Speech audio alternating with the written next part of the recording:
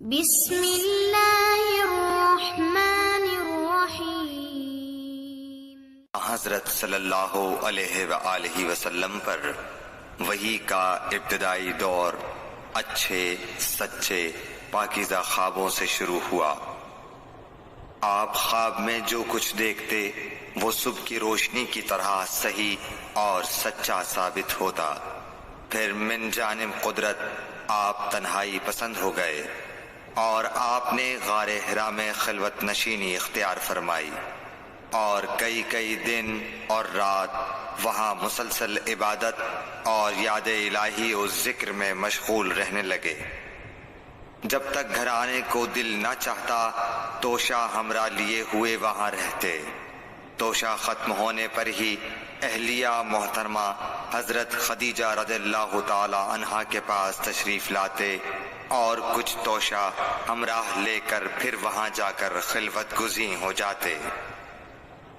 یہی طریقہ جاری رہا یہاں تک کہ آپ پر حق منکشف ہو گیا اور آپ غار حرا ہی میں قیام پذیر تھے کہ اچانک حضرت جبرائیل علیہ السلام آپ کے پاس حاضر ہوئے اور کہنے لگے کہ اے محمد پڑھو۔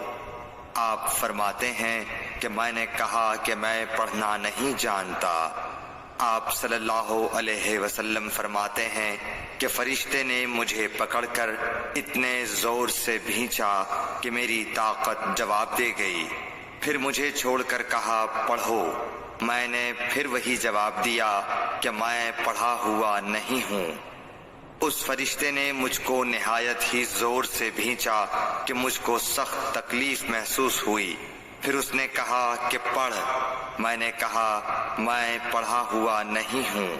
فرشتے نے تیسری بار مجھ کو پکڑا اور تیسری مرتبہ پھر مجھ کو بھینچا۔ پھر مجھے چھوڑ دیا اور کہنے لگا کہ پڑھو اپنے رب کے نام کی مدد سے جس نے پیدا کیا اور انسان کو خون کی پھٹکی سے بنایا۔ پڑھو اور آپ کا رب بہت ہی مہربانیاں کرنے والا ہے۔ بس یہی آیتیں آپ حضرت جبرائیل علیہ السلام سے سن کر اس حال میں غار حرا سے واپس ہوئے کہ آپ کا دل اس انوکھے واقعے سے کانپ رہا تھا۔ آپ حضرت خدیجہ کے ہاں تشریف لائے اور فرمایا کہ مجھے کمبل اوڑھا دو، مجھے کمبل اوڑھا دو۔ لوگوں نے آپ کو کمبل اڑھا دیا۔ جب آپ کا ڈر جاتا رہا تو آپ نے اپنی زوجہ محترمہ حضرت خدیجہ رضی اللہ تعالی عنہا کو تفصیل کے ساتھ یہ واقعہ سنایا اور فرمانے لگے کہ مجھ کو اب اپنی جان کا خوف ہو گیا ہے۔ آپ کی اہلیہ محترمہ حضرت خدیجہ رضی اللہ تعالی عنہا نے آپ کی ڈھارس بندھائی اور کہا کہ آپ کا خیال صحیح نہیں ہے۔ اللہ کی قسم آپ کو اللہ کبھی رسوا نہیں کرے گا۔ آپ تو اخلاق فاضلہ کے مالک ہیں، آپ تو کنبہ پرور ہیں، بے کسوں کا بوجھ اپنے سر پر رکھتے ہیں، مفلسوں کے لیے آپ کماتے ہیں، مہمان نوازی میں آپ بے مثال ہیں اور مشکل وقت میں آپ امر حق کا ساتھ دیتے ہیں۔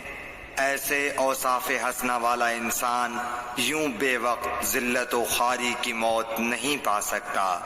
پھر مزید تسلی کے لیے حضرت خدیجہ رضی اللہ تعالی عنہا آپ کو ورقہ بن نوفل کے پاس لے گئیں جو ان کے چچا زاد بھائی تھے اور زمانہ جاہلیت میں نصرانی مذہب اختیار کر چکے تھے اور عبرانی زبان کے کاتب تھے۔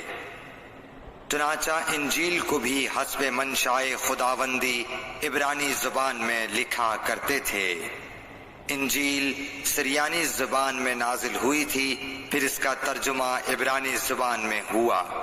ورقہ اسی کو لکھتے تھے۔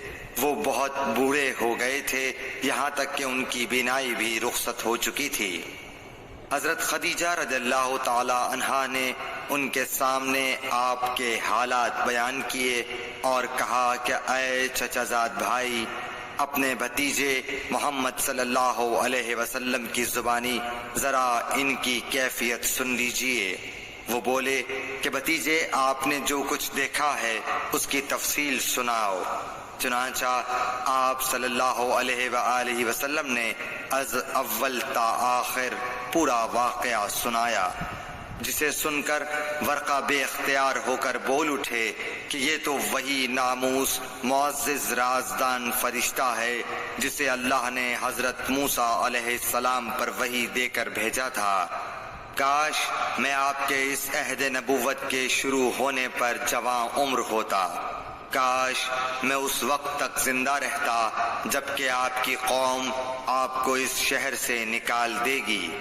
رسول کریم صلی اللہ علیہ وآلہ وسلم نے یہ سن کر تعجب سے پوچھا کہ کیا وہ لوگ مجھ کو نکال دیں گے، حالانکہ میں تو ان میں صادق و امین و مقبول ہوں۔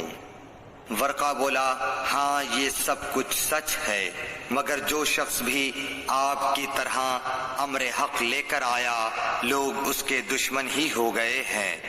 اگر مجھے آپ کی نبوت کا وہ زمانہ مل جائے تو میں آپ کی پوری مدد کروں گا، مگر ورقہ کچھ دنوں کے بعد انتقال کر گئے، پھر کچھ عرصے تک وحی کی آمد موقوف رہی۔ صحیح بخاری حدیث نمبر 3۔